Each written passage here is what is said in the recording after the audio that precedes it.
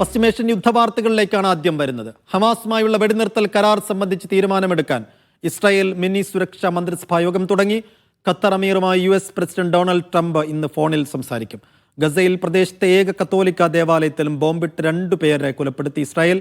പള്ളി വികാരി ഉൾപ്പെടെ 6 പേർക്ക് പരിക്കേറ്റു. ഗസയിൽ ഉടൻ വെടിനിർത്തൽ വേണമെന്ന് മാർപ്പാപ്പയും ആവശ്യപ്പെട്ടു.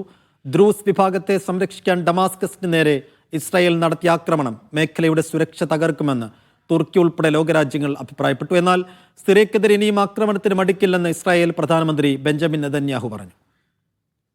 MCA നാസർ വിശദാംശങ്ങൾ നൽകും. MCA, ട്രംപ് മുന്നോട്ട് വെച്ച വെടിനിർത്തൽ കരാറിൽ നിന്ന് അല്ലെങ്കിൽ നിർദ്ദേശത്തിൽ നിന്ന് പൂർണ്ണമായും പിൻവാങ്ങിയത് നെതന്യാഹു തന്നെയായിരുന്നു. പക്ഷേ നെതന്യാഹു വലിയ ആഭ്യന്തര സമ്മർദ്ദത്തെ നേരിടുന്നുണ്ട്. അതിൻ്റെ പശ്ചാത്തലത്തിൽ കൂടിയാണ് ഇപ്പോൾ ഒരു അടിയന്തര മിനി മന്ത്രിസഭാ യോഗം ചേരുന്നത്. ഒരു വെടിനിർത്തൽ വെടിനിർത്തൽ സാഹചര്യത്തിലേക്ക് എത്താൻ എത്ര കണ്ട് ഈ മിനി മന്ത്രിസഭാ യോഗത്തിന് ശേഷം സാധ്യതയുണ്ട്? എന്താണ് ഇസ്രായേലിലെ നിലവിലെ അവസ്ഥ?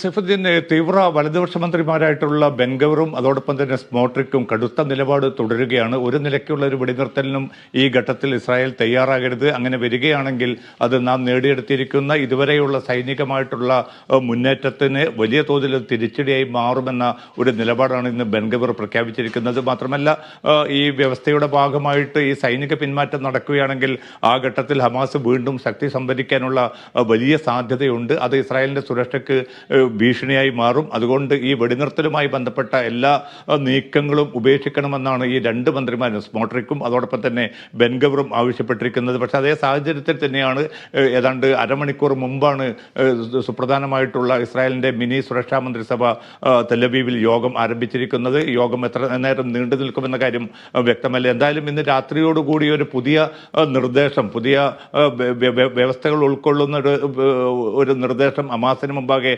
സമർപ്പിക്കുമെന്ന് ഇന്നലെ തന്നെ നെതന്യാഹു വ്യക്തമാക്കിയിരുന്നു. അതിലേക്കുള്ള ഏതൊക്കെ വ്യവസ്ഥകൾ, എത്ര വരെ തങ്ങൾക്ക് മുന്നോട്ട് പോകാൻ സാധിക്കും, യുദ്ധവിരാമവുമായി ബന്ധപ്പെട്ട ചർച്ചകളുടെ സ്വഭാവം എന്തായിരിക്കും, അതോടൊപ്പം തന്നെ ഈ ഒരു വെടിനിർത്തൽ കാലയളവിലുള്ള സൈനിക പിന്മാറ്റം ഏത് രീതിയിലായിരിക്കും എന്നതുൾപ്പെടെയുള്ള കാര്യങ്ങളാണ് ഇപ്പോൾ ചേരുന്ന മിനി മന്ത്രിസഭ യോഗം ചർച്ച ചെയ്യുന്നത്. അതിൽ ഒരു അനുകൂല തീരുമാനം വരികയും അങ്ങനെ ഒരു പുതിയ നിർദ്ദേശം ഹമാസിന് കൈമാറുകയും ചെയ്യുകയാണെങ്കിൽ തീർച്ചയായിട്ടും ദോഹയിൽ വഴിമുട്ടി നിൽക്കുന്ന ആ ചർച്ച മുന്നോട്ട് പോകാനുള്ളൊരു സാധ്യതയുണ്ട്. പക്ഷേ അതേസമയം അമേരിക്ക ഇന്നും വ്യക്തമാക്കിയിരിക്കുന്നത് അടുത്ത ആഴ്ചയോടുകൂടി വെടിനിർത്തൽ യാഥാർത്ഥ്യമാവും. അതിലേക്കുള്ള തിരക്കിട്ട നീക്കങ്ങൾ നടക്കുന്നുണ്ട്. മേഖലയിലെ പല രാജ്യങ്ങളുമായും അമേരിക്ക ചർച്ച നടത്തിക്കൊണ്ടിരിക്കുന്നുണ്ട്. ഇസ്രായേലുമായിട്ടും ചർച്ച നടന്നു. അതിൻ്റെ അടിസ്ഥാനത്തിൽ എന്തായാലും അടുത്ത ആഴ്ചയോടുകൂടി തന്നെ വെടിനിർത്തൽ ഉണ്ടാകുമെന്നൊരു പ്രതീക്ഷയും പ്രതികരണവുമാണ് അമേരിക്കയുടെ ഭാഗത്തു നിന്നുണ്ടാകുന്നത്. പക്ഷേ ഇസ്രായേലിൻ്റെ ഭാഗത്തു നിന്ന്, നെതന്യാഹുവിൻ്റെ ഭാഗത്തു നിന്ന് ഔദ്യോഗികമായിട്ടുള്ളൊരു പ്രതികരണം വന്നിട്ടില്ല. ഒരു പക്ഷേ ഇന്ന് യോഗാനന്തരം ഇതുമായി ബന്ധപ്പെട്ട ചില പ്രഖ്യാപനങ്ങൾ ഉണ്ടാകുമെന്ന ഒരു പ്രതീക്ഷയാണ് ഇസ്രായേൽ മാധ്യമങ്ങൾ പങ്കുവെക്കുന്നത്. അതേസമയം തന്നെ വലിയ തോതിലുള്ള ക്രൂരത ഗസയിലുടനീളം ഇസ്രായേൽ തുടർന്നുകൊണ്ടിരിക്കുകയുമാണ്. സൈഫുദ്ദീൻ, ഇന്നിപ്പോൾ ഗസയിലെ കത്തോലിക്ക പള്ളിയും ബോംബിട്ട് തകർത്തിരിക്കുന്നു ഇസ്രായേൽ. അതിനെന്തെങ്കിലും വിശദീകരണം ഇസ്രായേൽ നൽകുന്നുണ്ടോ എന്ന് വെച്ചാൽ, മുമ്പൊക്കെ പറഞ്ഞതുപോലെ ദിശ മാറി, ഈ വ്യോമാക്രമണം ദിശ മാറി സംഭവിച്ചതാണോ എന്നൊക്കെയുള്ള പ്രതികരണങ്ങൾ എന്തെങ്കിലും വന്നിട്ടുണ്ടോ? അതിൽ എത്ര വലിയ നാശനഷ്ടമാണ് ഈ ആക്രമണത്തിൽ ഉണ്ടായത്? ഒപ്പം ഈ മാർപ്പാപ്പ നിലവിൽ വെടിനിർത്തലിന് വേണ്ടിയുള്ള ഒരു ആവശ്യം ഉന്നയിച്ചിട്ടുണ്ട്. മാർപ്പാപ്പയുടെ വാക്കുകൾ എങ്ങനെയാണ്?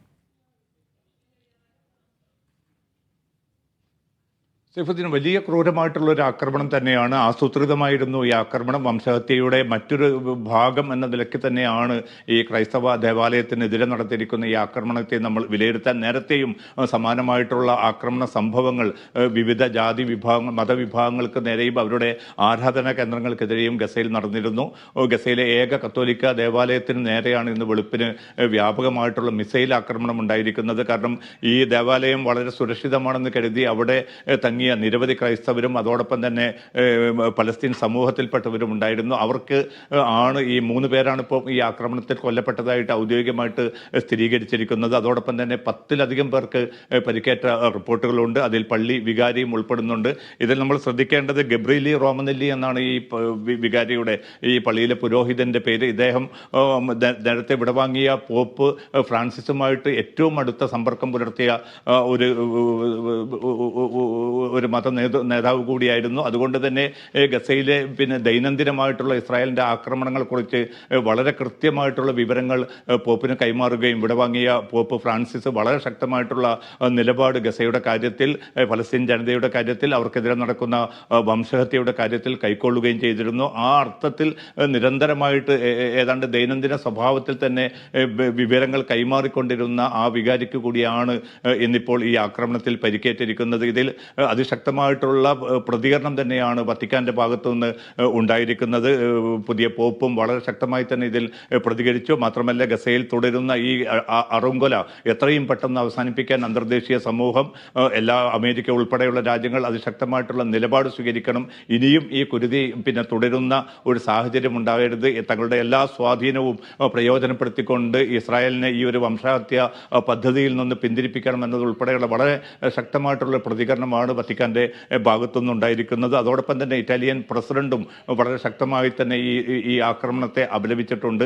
ഇസ്രായേലിന്റെ ഭാഗത്തുനിന്ന് നേരത്തെയൊക്കെ ഉള്ളതുപോലെ തങ്ങൾ ഇതേക്കുറിച്ച് അന്വേഷിക്കും, എന്താണ് സംഭവിച്ചതെന്ന് കൃത്യമായി തങ്ങൾക്ക് അറിയില്ല എന്ന അർത്ഥത്തിലുള്ള ഒഴിഞ്ഞുമാറുന്ന ഒരു നീക്കമാണ് ഉണ്ടായിരിക്കുന്നത്. പക്ഷേ ഈ ആക്രമണം വളരെ കൃത്യമായിരുന്നു, വളരെ ആസൂത്രിതമായിരുന്നു എന്ന് തെളിയിക്കുന്ന വിവരങ്ങൾ, അതുമായി ബന്ധപ്പെട്ട ദൃശ്യങ്ങളാണ് ലോകത്തുടനീളം ഇപ്പോൾ പുറത്തു വന്നിരിക്കുന്നത്. പക്ഷേ മുമ്പൊക്കെ സംഭവിച്ചതുപോലെ ഈ പ്രതികരണത്തിനപ്പുറത്ത് ഇസ്രായേലിനെ ഈ ഒരു യുദ്ധക്കുറ്റത്തിൽ നിന്ന് ഇസ്രായേലിനെതിരായിട്ടുള്ള നടപടി സ്വീകരിക്കാനോ അവരെ അന്തർദേശീയ നിയമ സംവിധാനങ്ങൾക്ക് മുമ്പാകെ കൊണ്ടുവരാനോ ഈ അന്തർദേശീയ സമൂഹത്തിനോ മറ്റ് രാജ്യങ്ങൾക്കോ സാധിക്കുന്നില്ല. ആ ഒരു സൗകര്യം കൂടി കണക്കിലെടുത്തുകൊണ്ടാണ് ഈ ഒരു കത്തോലിക്കയുടെ ഗസയിലെ ഏക ദേവാലയത്തിന് നേരെയും അതിശക്തമായിട്ടുള്ള ആക്രമണം നടത്തുകയും പള്ളിയിലെ പുരോഹിതൻ ഉൾപ്പെടെയുള്ളവർക്ക് ഗുരുതരമായിട്ട് പരിക്കേൽക്കുന്ന ഒരു സാഹചര്യം രൂപപ്പെടുത്തിയിരിക്കുന്നതും. സൈഫുദ്ദീൻ.